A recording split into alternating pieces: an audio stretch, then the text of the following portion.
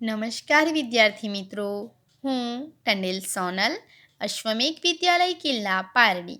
તો મિત્રો, આજે આપણે ધોરણ 3 વિષય ગણિત ગમ્મત અને ગણિત ગમ્મતમાં આપણે પ્રકરણ 10 ભાત ભાત એટલે કે પેટર્નની રમત એમાં આપણે ગયા વિડીયો લેક્ચર્સમાં શીખ્યા હતા કે ખાનગી સંદેશો આપણને પેટર્નો આપવામાં આવી હતી અને એમાંથી આપણે કંઈક સંદેશો છુપાયેલો હતો એ સંદેશો શોધ્યો હતો. હવે આજે આપણે શીખીશું એકી અને બેકી સંખ્યાની પેટર્ન. એકી અને બેકી સંખ્યાની શું? તો પેટર્ન. એકી અને બેકી સંખ્યાવાળી પેટર્ન વિશે અભ્યાસ કરીશું. તો જોઈએ મિત્રો, એકી સંખ્યા. એકી સંખ્યા કોને કહેવાય? તો બેની જોડ બને નહીં અથવા જોડ બનાવતા એક વસ્તુ વધે તેટલી વસ્તુઓ દર્શાવતી સંખ્યાને એકી સંખ્યા કહે છે. કે બેની જોડ ના બને. ધારો કે આપણે ઉદાહરણ તરીકે લઈએ 3. ઉદાહરણ તરીકે કેટલા લઈએ? તો ઉદાહરણ તરીકે 3 લઈએ. તો આપણે અહીં બેની જોડ બનાવવી હોય તો અહીં જુઓ કે 3માંથી 2ની એક જોડ બનાવી અને 3 કરવા છે તો એક વધે છે. તો બેની જોડ બને નહીં. અહીં બેની જોડ બનાવવી હોય તો આપણને 4 જોઈએ છે, બરાબર છે. 3માં બેની જોડ બને નહીં અને જો બેની જોડ બનાવવી હોય તો આપણને એક ઘટે છે, બરાબર છે ને. તો એને આપણે શું કહીએ છીએ? એકી સંખ્યા. આગળ છે બેકી સંખ્યા. તો બેની જોડ બનાવી શકાય તેટલી વસ્તુઓ દર્શાવતી સંખ્યાને બેકી સંખ્યા કહે છે. જો અહીં આપણે એકી સંખ્યાને બેકી સંખ્યાનો અંક જોઈએ તો એકી સંખ્યાનો એકમનો અંક કયો છે? તો 1, 3, 5, 9, 7 એ એકી સંખ્યાનો એકમનો અંક છે. જ્યારે બેકી સંખ્યાઓ કેવી? તો 2 છે, 4 છે, 6, 8 અને 0. તો મિત્રો, આપણે કઈ રીતે ઓળખવું? કે એકમના અંક પરથી ઓળખવું. આપણને ધારો કે 2 અંકની સંખ્યા આપી હોય, ધારો કે અહીં 36 છે તો 36 2 અંકની સંખ્યા છે તો એનો એકમનો અંક જ જોવો. એકમના અંકે કેટલા છે? તો 6 છે. તો આપણે શું કહી શકીએ છીએ? બેકી સંખ્યા છે. તો એકી સંખ્યાનો એકમનો અંક 1, 3, 5, 7, 9 છે. જ્યારે બેકી સંખ્યાનો એકમનો અંક 2, 4, 6, 8, 0 છે. બરાબર છે મિત્રો. તો હવે એના આધારે આપણે આ પ્રશ્નો જોઈશું.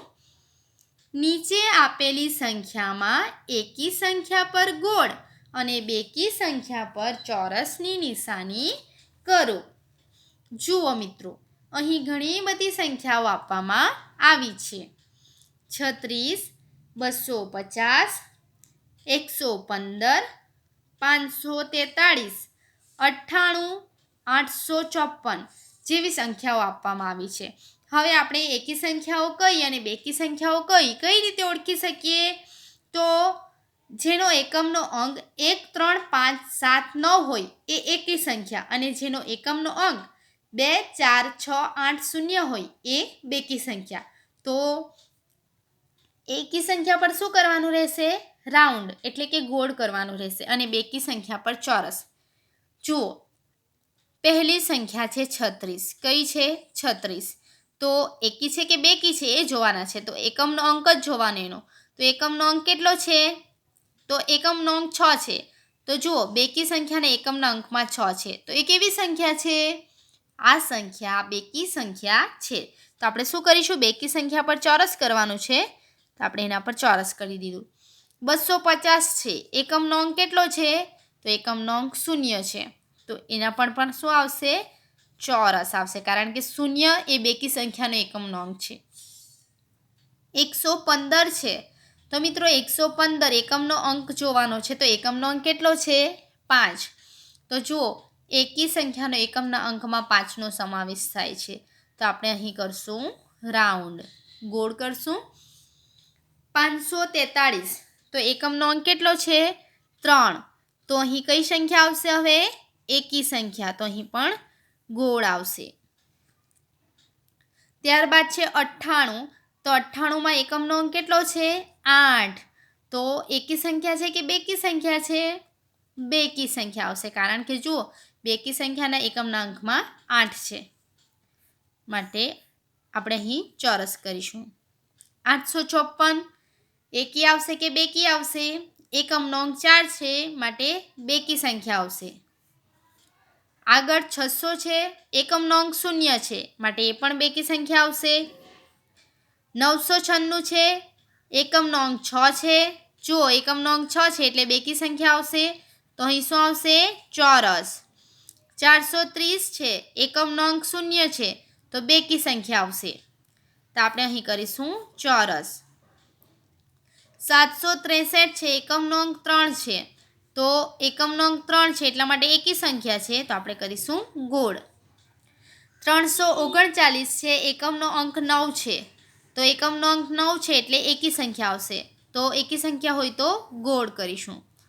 851 છે, એકમનો અંક 1 છે, એકમનો અંક 1 હોય તો એકી સંખ્યા, તો આપણે અહીં શું કરીશું? ગોળ કરીશું. 871 એકમનો અંક 1, અહીં પણ એકી સંખ્યા છે. એકમનો અંક 7, આ પણ એકી સંખ્યા છે. એકમનો અંક 3, આ પણ એકી સંખ્યા છે. એકમનો અંક 6 હોય તો બેકી સંખ્યા છે એટલે ચોરસ કરીશું. 312, 12માં એકમનો અંક 2 છે, તો અહીં પણ ચોરસ આવશે. 531માં એકમનો અંક 1, માટે એકી સંખ્યા હોય તો ગોળ. તો આ રીતે આપણે નીચે આપેલી સંખ્યામાં એકી સંખ્યા પર ગોળ અને બેકી સંખ્યા પર ચોરસ કરી શકીએ છીએ. હવે આગળનો પ્રશ્ન છે 275 થી 285ની વચ્ચે બધી જ બેકી સંખ્યા લખો. 275 થી 285, તો 275 પછી શું આવશે? તો 276 આવશે. એકમનો અંક 6 છે, બેકી સંખ્યા છે. 276 પછી 277 આવે છે, તો 277માં એકમનો અંક 7 આવે છે, માટે એકમનો બેકી સંખ્યા નથી. આપણે બેકી સંખ્યા લખવાની છે, તો 278 આવશે. જુઓ 8 એ બેકી સંખ્યાનો એકમનો અંક છે. 278 પછી કેટલા આવશે મિત્રો? તો 279 એ ના આવે, ત્યારબાદ આવશે 280, કારણ કે 0 એ બેકી સંખ્યાનો એકમનો અંક છે. 280 પછી 282 આવશે, ત્યારબાદ આવશે 284, કારણ કે 285 સુધી જ લખવાનું છે, તો આપણે 284 લખવાના, કારણ કે 285 એ એકી સંખ્યા થઈ જાય છે. આગળ છે 636 થી 646ની વચ્ચેની બધી જ એકી સંખ્યા લખો. તો 36 પછી કેટલા આવે છે? તો 37, તો 637 લખવા. ત્યારબાદ 638 ના આવે, કારણ કે એ બેકી છે. 639, 641, 643 અને 645. તો આ થઈ એકી સંખ્યા. 45 સુધી લખવાનું, કારણ કે 46 બેકી સંખ્યા આવી ગઈ. 39 થી 49 વચ્ચેની બેકી સંખ્યાઓ લખો. તો કઈ કઈ આવશે? 39 પછી 40, પછી કેટલા આવશે? 42, 44, 46 અને 48, કારણ કે ત્યારે આપણને 39 થી 49 સુધી જ લખવાની છે, તો 48 સુધી આવી ગયા. હવે 142 થી 152 વચ્ચેની બધી જ એકી સંખ્યા લખો. તો 142 છે, તો 142 પછી 143 આવશે, 145 આવશે, 147 આવશે, 149 આવશે અને 151 આવશે. 152 સુધી જ લખવાની છે. તો આ રીતે. તો મિત્રો સૌપ્રથમ એના માટે આપણને શું શીખવું પડે છે? તો એકી સંખ્યા અને બેકી સંખ્યા કઈ છે? તો ફરી એકવાર, એકી સંખ્યાનો એકમનો અંક 1, 3, 5, 7, 9 હોય એ એકી સંખ્યા, અને બેકી સંખ્યા એટલે એકમનો અંક 2, 4, 6, 8, 0 હોય એ બેકી સંખ્યા. આગળ જોઈએ મિત્રો, કોઈ એકી સંખ્યામાં 1 ઉમેરતા ખાલી જગ્યા સંખ્યા મળી. તો મિત્રો કોઈ એકી સંખ્યા, તો આપણે ધારો કે એકી સંખ્યા 3 લઈએ, એમાં 1 ઉમેરતા, તો આપણે 1 ઉમેરીએ તો 3 + 1 કેટલા થઈ ગયા? તો 3 + 1 4 થઈ ગયા. તો કેવી સંખ્યા મળી? એકી સંખ્યા મળી કે બેકી મળી? તો બેકી સંખ્યા મળી. તો જવાબ આવશે બેકી સંખ્યા. કોઈ બેકી સંખ્યામાં 1 ઉમેરતા, હવે કોઈ બેકી સંખ્યા આપણે લીધી 6, એમાં 1 ઉમેરતા 6 વત્તા 1 7, 7 મળ્યા. તો 7 એકી સંખ્યા છે કે બેકી સંખ્યા છે? તો 7 એ એકી સંખ્યા છે. તો મિત્રો યાદ રાખવાનું કે કોઈ એકી સંખ્યા હોય તેમાં 1 ઉમેરીએ તો બેકી મળે છે અને બેકીમાં 1 ઉમેરીએ તો એકી મળે છે, એટલે ઊંધું થઈ જાય છે. બરાબર છે. આગળ, કોઈ એકી સંખ્યામાં બેકી સંખ્યા ઉમેરતા ખાલી જગ્યા સંખ્યા મળી. કોઈ એકી સંખ્યામાં 1 લઈએ આપણે, એમાં બેકી સંખ્યા ઉમેરીએ, બેકી સંખ્યા 2 ઉમેરીએ તો 1 વત્તા 2 કેટલા થઈ ગયા? 3 થઈ ગયા. તો 3 એ કેવી સંખ્યા છે? એકી સંખ્યા છે. તો આ રીતે ઘણા બધા પ્રશ્નો આપણે અહીં એકી અને બેકી સંખ્યાના સોલ્વ કરી શકીએ છીએ. તો મિત્રો આ પ્રકારે આપણને સ્વાધ્યાય પોથીમાં જો પ્રશ્ન આપ્યો છે તો એ પ્રશ્નો તમારે સ્વાધ્યાય પોથીમાં કરવાનો રહેશે. અને આપણે જે અહીં ચર્ચા કરી એકી અને બેકી સંખ્યાઓ, તો એ તમને PDF મોકલવામાં આવશે. તો એ PDF પણ તમારી નોટબુકમાં લખવાની રહેશે અને આ પ્રકારે તમારે સમજીને તમારી નોટબુકમાં લખવાનું રહેશે. થેન્ક યુ વિદ્યાર્થી મિત્રો.